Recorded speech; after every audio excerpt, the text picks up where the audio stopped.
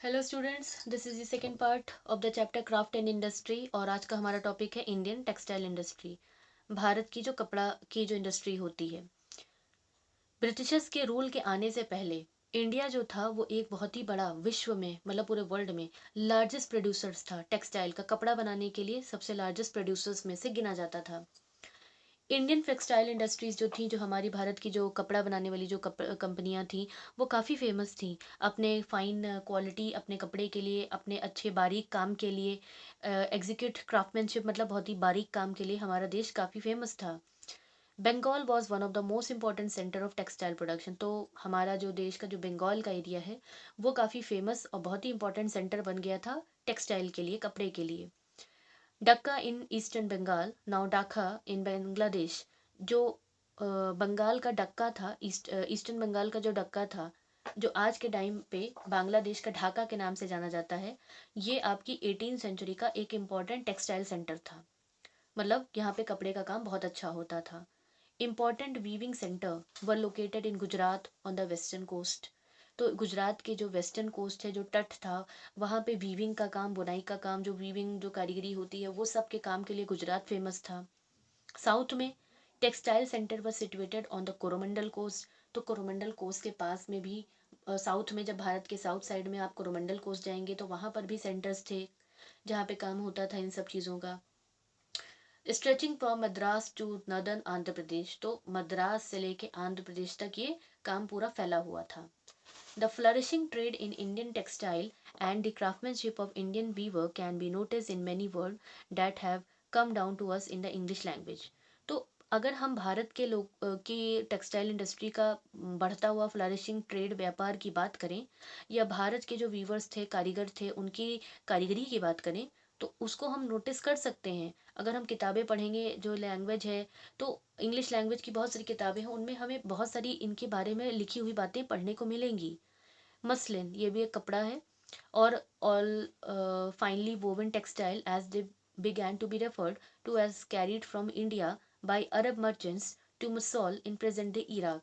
तो भारत से लेकर इराक तक जो, मतलब कि आपका व्यापार, जो कपड़े का व्यापार होता था, तो इस तरह की बातें हमने बहुत सारी पढ़ी है कि जो मसलन कपड़ा होता था, या फिर फाइनली बहुत ही बारीक जो कपड़े का काम होता है, began to be refer to be as carried from India. तो ये इंडिया से किया जाता था।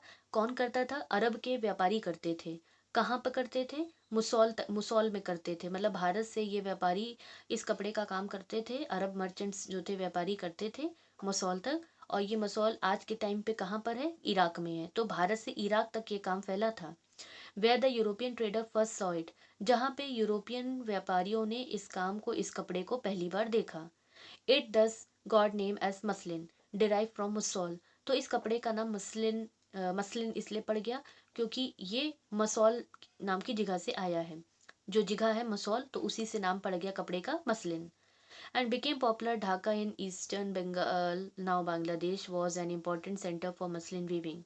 तो बंगाल जो है आपका, जहाँ पर जो आज के टाइम पे बांग्लादेश है, तो जो ईस्टर्न बंगाल का ढाका का एरिया है, और आज के टाइम पे उसे हम बांग्लादेश के नाम से जानते हैं। बांग्लादेश का ढाका है वो, और उस टाइम पे वो ईस्टर्न बंगाल का डक्का था एरिया। तो वो भी एक इम्पोर्टेंट सेंटर था मसलिन कपड़े के काम का। Jamdani, jamdani was a type of fine muslin on with decorative motif were woven on the loom. एक काम आपका और था, जामदानी काम था एक भी। ये बहुत ही बारीक कपड़ा होता था जिसमें बहुत ही डेकोरेटिव काम होता था, बहुत बारीक कारीगरी होती थी। और ज़्यादातर ग्रे कलर और वाइट जो होता है, typically in grey and white, इन दो कलर्स का इस्तेमाल किया जाता था। Often a mixture of cotton and gold thread were use. तो ये जो जामदानी काम होता था, इसमें जो धागा यूज होता था, वो धागा या तो मिक्स होता था, कॉटन का धागा और गोल्ड, सोने के तार का इस्तेमाल किया जाता था।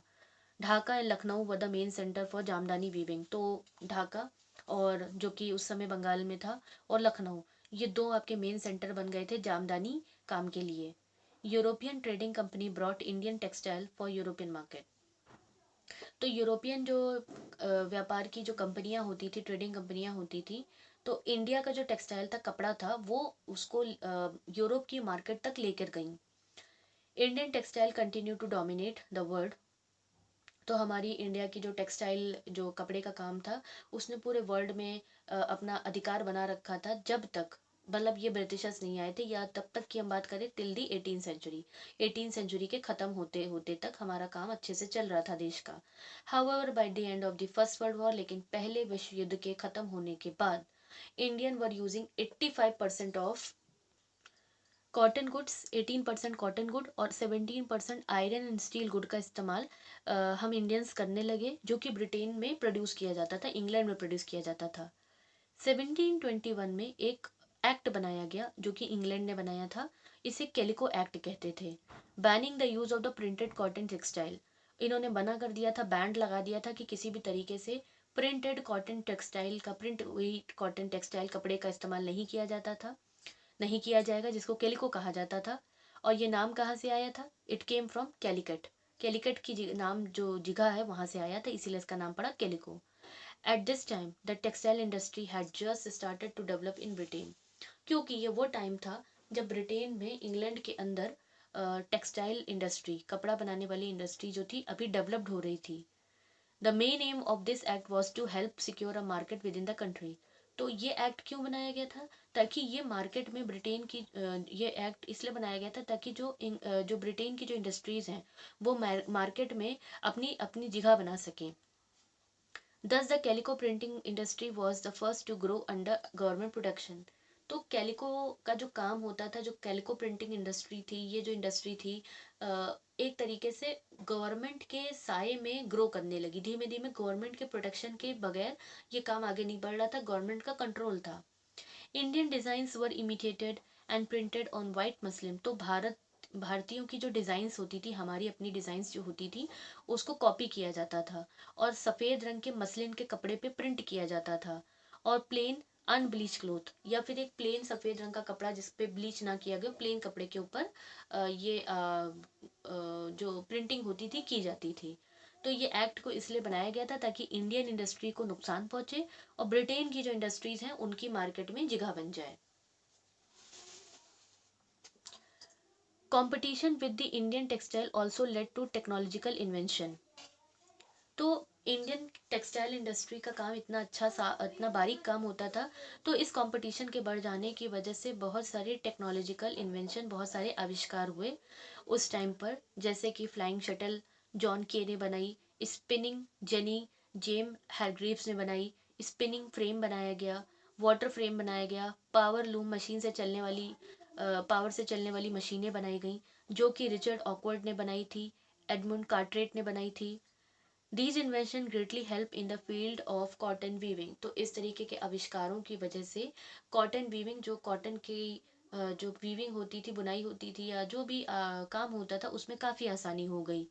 Cloth could now be woven in large quantity and at a cheaper rate. तो क्लोथ्स को वोव करना, बनाना काफ़ी बड़ी क्वांटिटी में, लार्ज क्वांटिटी में एक साथ सस्ते दामों पे करना आसान हो गया था, जिसकी वजह से जो हमारे भारत के जो वीवर्स थे, जो बुनाई करने वाले क्राफ्टमैन जो आपके थे, जो क्राफ्ट का काम करते थे, उनके ऊपर काफ़ी प्रभाव पड़ा, क्योंकि इन मशीनों की वजह से सारा काम जो था ये मशीनें कर रही थी और बहुत सारे लोग बेरोजगार हो रहे थे। Weavers, there were number of specialised weaving communities in India. हमारे भारत में बहुत सारी बुनाई जो काम, जो वीविंग का जो काम करने वाली जो आपकी जो समुदाय होते हैं, कम्युनिटीज होती हैं, वो बहुत सारी थी। एक तरीके से क्यों? क्योंकि ये एक हेरिडिटरी ऑक्यूपेशन होता था, मतलब कि बाबा परबाबा के ज़माने से चले आने वाला काम। तो ये स्किल जो होता था, एक जनरेशन से दूसरी जनरेशन पास होता रहता था, कि पहले पिता कर रहे हैं, फिर उनके बेटे कर रहे हैं, इस तरह से जनरेशन बाय जनरेशन पास होता रहता था। जैसे कि बंगाल के तंती वीवर और नॉर्थ इंडिया के झुलास और मोमेंस और Kaikollars, Devangas and Saliyars, south India के, ये कुछ फेमस वीविंग कम्युनिटीज के नेम्स हैं जो कि हमारे भारत में पाई जाती थी। East India Company established the direct link with the weavers. तो ईस्ट इंडिया कंपनी ने क्या किया? उन्होंने ये किया कि वीवर्स के साथ इन्होंने अपने कॉन्टैक्ट्स डायरेक्ट बना लिए। इनको वीवर्स को एडवांस दे दिया जाता था ताकि ये काम करें। They were not allowed to give their product to any other buyer. इन्हें अपना जो काम, जो कपड़े का काम ये करते थे, या ये जो भी कारीगरी करते थे, ये अपना सामान किसी और को नहीं बेच सकते थे। गौमास्त appointed by the Britishers. Britishers क्या करते थे, गौमास्त को अपॉइंट करते थे, उनको रखते थे, और इन गौमास्त का काम ये होता था कि ये वीवर्स की एक्टिविटीज़ हो गई, वीवर्स का काम हो गया, उनको सुपरवाइज करने का ये काम करते थे, उनका सारा काम देखते थे। वीवर्स के पास ये भी पावर नहीं थी कि वो अपने काम के लिए ज़्यादा पैसे मांग सकें, अपने बनाए हुए सामान के लिए पैसे मांग सकें। तो कंपनी के पास पूरा पूरा अधिकार था कि कंपनी ही इनका सारा सामान खरीदेगी, और कंपनी जिस दाम पे इनसे सामान खरीदेगी उसी दाम पे इनको बेचना होगा। That's for today. Thank you.